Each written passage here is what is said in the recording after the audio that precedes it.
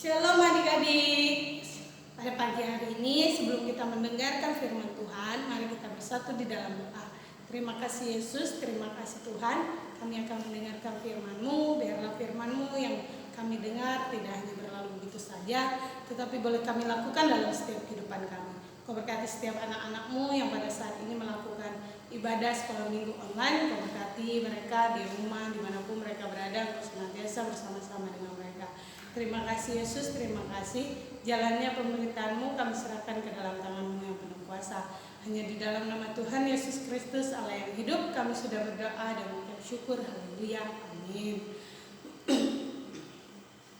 Nah, pada pagi hari ini kita akan membahas satu tokoh, yaitu seorang tokoh yang mengingkari panggilan Tuhan. Seorang tokoh yang pernah ditelan oleh ikan besar. Kita akan membaca Alkitabnya dulu.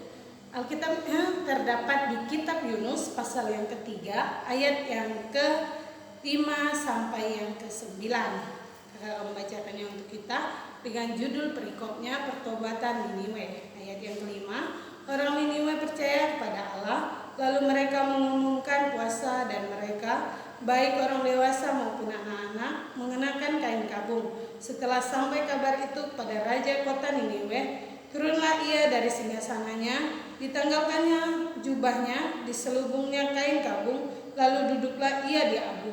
Lalu atas perintah raja dan para pembesarnya orang memaklumkan dan mengatakan di Niniwe demikian, manusia dan ternak, lembu, sapi dan kambing domba tidak boleh makan apa-apa, tidak boleh makan rumput dan tidak boleh minum air.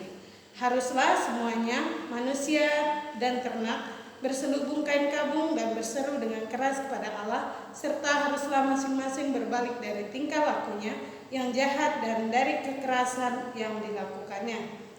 Siapa tahu mungkin Allah akan berbalik dan menyesal serta berpaling dari mukanya yang menyala-nyala itu sehingga tidak binasa. Amin. Jadi tema kita pada pagi hari ini adalah ketaatan.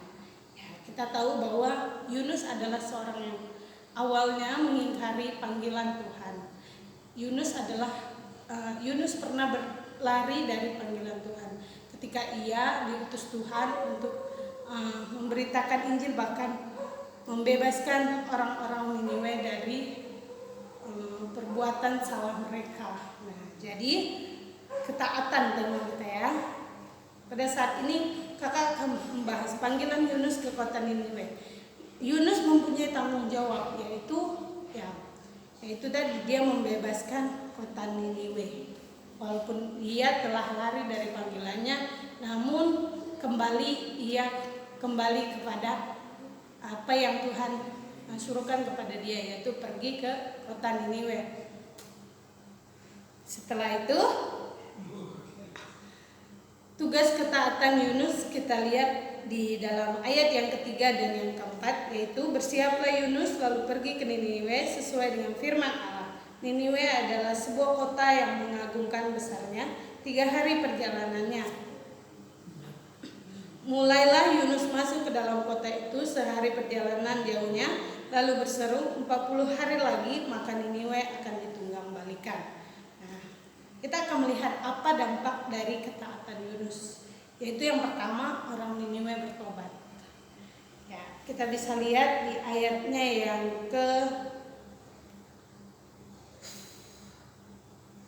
ke-8, haruslah semuanya, manusia dan ternak, berselubung kain kabung dan berseru dengan keras kepada Allah, serta haruslah masing-masing berbalik dari tingkah lakunya yang jahat dan dari kekerasan yang dilakukannya. Itu adalah dampak ketaatan Yunus yang pertama. Itu orang Niniwe bertobat. Yang kedua, orang Niniwe selamat dari hukuman Allah. Nah, di sini dijelaskan di ayat yang ke-9, mungkin Allah akan berbalik dan menyesal serta berpaling dari mukanya yang menyala-nyala itu sehingga kita tidak binasa. Ketika Allah melihat perbuatan mereka itu, yakni bagaimana mereka berbalik dari tingkah lakunya yang jahat, maka menyesallah Allah karena malapetaka yang telah dirancangkannya kepada mereka dan ia pun tidak jadi melakukannya. Nah, jadi itu adalah dua dampak dari ketaatan Yunus.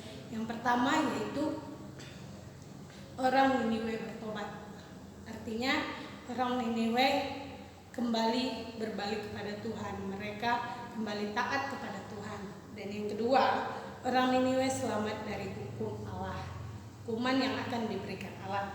Jadi kesimpulannya, keinginan Allah atas hidup kita, Allah ingin manusia keluar dari dosa atau bertobat. Nah, jadi adik-adik, ketika kita melakukan suatu kesalahan, tentunya kita harus meminta maaf dan kita harus taat akan perintah siapapun yang memberikan kepada kita sebuah perintah, yaitu baik itu perintah untuk makan, minum, bangun pagi, belajar, itu adalah sebuah perintah dan itu harus kita taati. Kita harus taat kepada orang tua, guru kita, atau siapapun itu, karena anak-anak yang taat kepada orang tua, guru kita, itu sangat disayang oleh Tuhan. Jadi adik-adik, jangan pernah lari dari yang namanya tanggung jawab, yaitu tanggung jawab kita sebagai anak sekolah yaitu belajar. Jadi taat itu penting dalam hidup kita. Nah, sekian firman Tuhan dari kakak pada pagi hari ini. Kita akan menutupnya di dalam doa. Terima kasih Yesus, terima kasih Tuhan, kami telah selesai mendengarkan firman-Mu. Biarlah firman-Mu yang kami dengar tidak hanya berlalu begitu saja, biarlah kami menjadi anak-anak yang taat pada orang tua, guru, siapapun itu Tuhan. Terlebih lagi kami taat kepada-Mu Tuhan. Biarlah kami menjadi anak-anak yang berbakti kepada orang tua, baik kiranya Engkau senantiasa memberikan kami perlindungan. Terima kasih Yesus, terima kasih Bapa. Inilah doa dan permohonan kami. Kami alaskan hanya di dalam nama Tuhan Yesus Kristus Allah yang hidup. Kami sudah berdoa dan bersyukur. Haleluya. Amin.